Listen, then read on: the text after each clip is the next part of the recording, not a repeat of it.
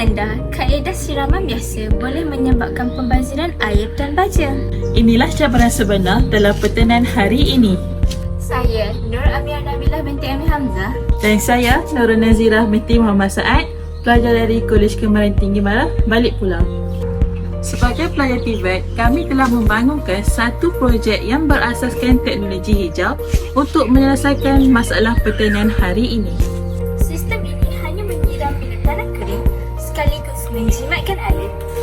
Baja juga disalurkan secara terkawal bagi mengelakkan pembaziran. Ini bukan sekadar projek tetapi satu amalan hijau yang membantu alam sekitar dan pertanian masa hadapan.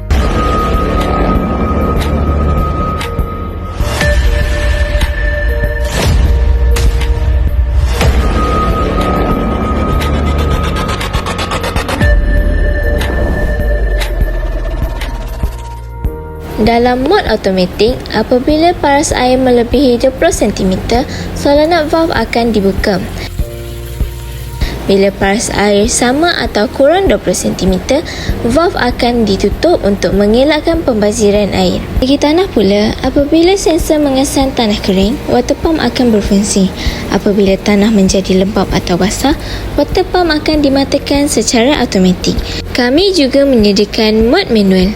Dalam mod ini, solenoid valve boleh dihidup dan dimatikan menggunakan switch.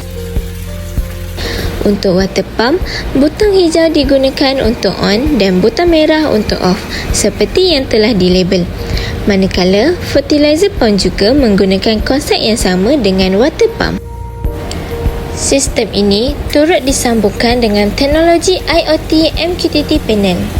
Kami menggunakan aplikasi ini untuk mengawal on-off solenoid valve, water pump dan fertilizer pump.